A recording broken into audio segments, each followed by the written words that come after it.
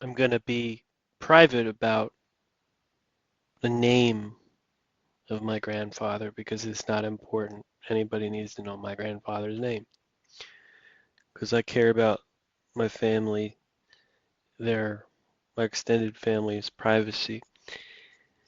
I guess you'll just have to take my word for it. My grandfather was a chief of detective unit in Chicago Police Department from the 1950s, I believe, until the 1980s. 30-year career or so. And I just found, if I'm not mistaken, that after he uh, retired, he was occasionally a trainer uh, of uh, uh, chiefs of police and chiefs of detectives of bigger cities that would go to Washington, D.C. And under the auspices of the FBI, he would actually train those chiefs before they dispersed and went home. And you might think, wow, how? Well, I found a directory on Google Books, and his name was in there. Um, from 1994 to the early 2000s, he did that. Of course, he was very secretive about everything, very Sherlock Holmesy, very much the Untouchables character. But that was him. Uh, and why? Because if you've taken an American history class in high school, you probably heard about the 1968 Democratic National Convention, where it was in a Democratic Party held this convention in Chicago, okay? And you have to understand that in 1968, communism in America was a pretty big deal among young people, among young Democrat people.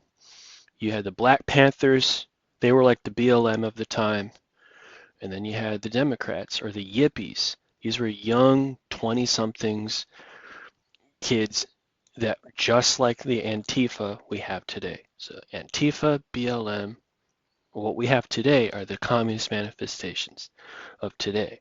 Okay. In the 60s, it was the Yippies and the Black Panthers. It's the same thing. And they worked through the Democratic Party. Okay? The white communists were the Yippies. The black communists were the Black Panthers. And they both found their way into the Democratic Party. Okay, so the communists are young people that are brainwashed at colleges, usually young people in their 20s and 30s, and they get brainwashed at colleges. This is part of the way communists try to upset and take over countries. They know that older people are set in their ways, and so they have to brainwash younger people in order to get them to cooperate.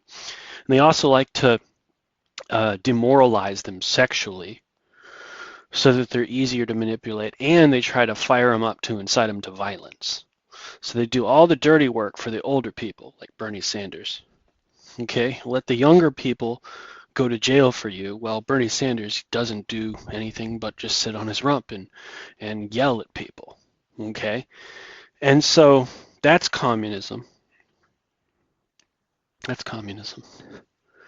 See, Mom Donnie's a young guy, easy, impressionable communist. Okay, he's probably not a real Muslim. He's probably an atheistic, evolutionist communist. Okay, so with that being said, um, I don't know why I got on this. Oh yes, it's 1968 Democratic National Convention. When I was reading American history in high school, Thanksgiving came around, and I asked my grandpa about it at the Thanksgiving dinner table, and he got mad. Because every time this event is told, it always makes the police look bad. And the reason is he and other police chiefs crowded in on that convention because there was tons of Antifa riots going on. And I would be curious to know, several books have been written on this, academic books have been written on this. One book was written in 2009 and it was called No One Was Killed. That's the name of the book. And it was one of these events has been oftentimes cast the Chicago Police Department for charges of police brutality, just like the Black Lives Matter movement. It was charged around the concept of police brutality and defunding the police. All of these are communist concepts. They're all based off of overreacting to the government in order to overthrow it. Okay.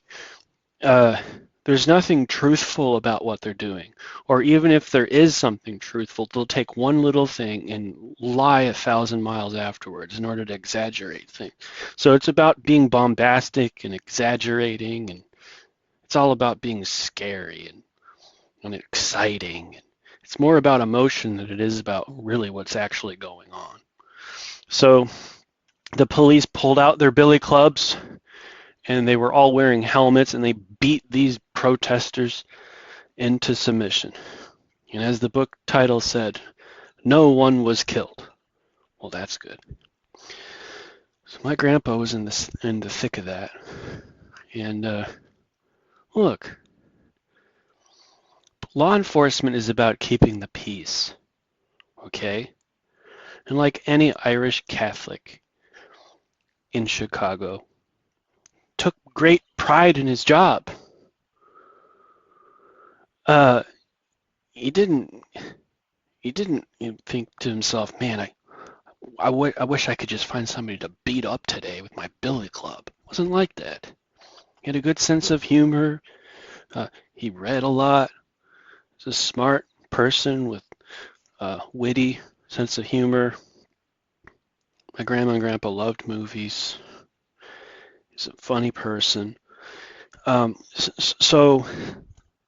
But the reality is these communists came in and they started these Antifa type riots, and the cops had to come in the 1968 Democratic National Convention and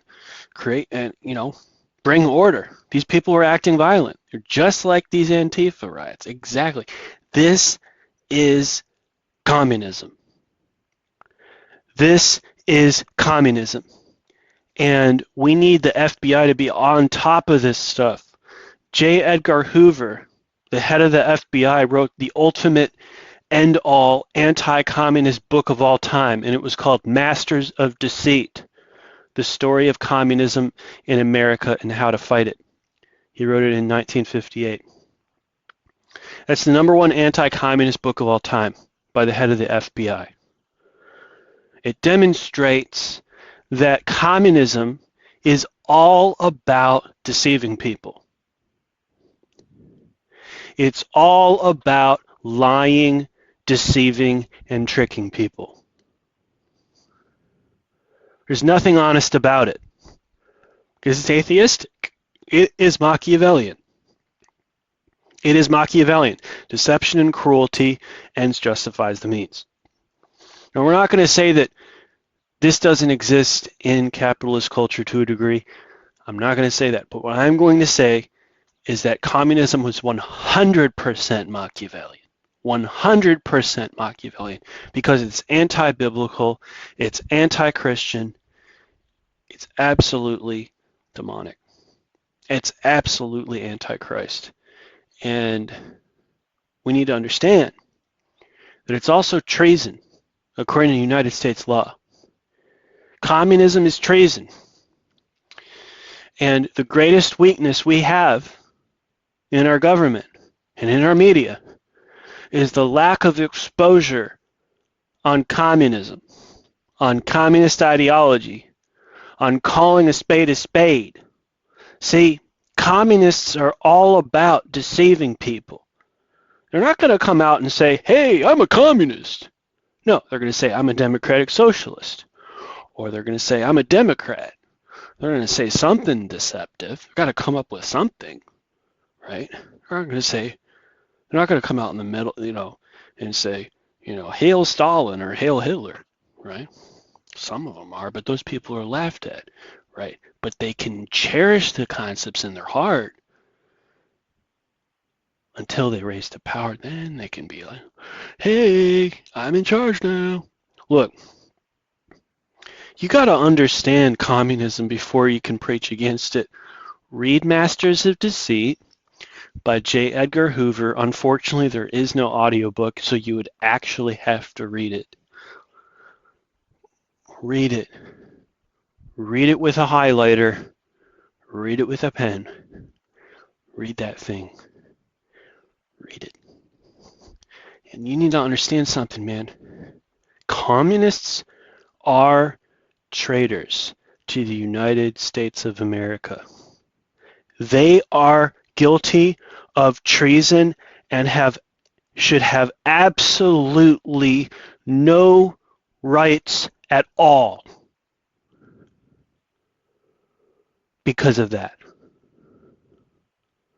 They should not even be allowed to be part of the voting process. So, how do you deal with that? Well, let the House of Un-American Activities Committee be reinstituted. May the FBI be repurposed, and may they go after communists in the Democratic Party because they just shut down the government for 40 days.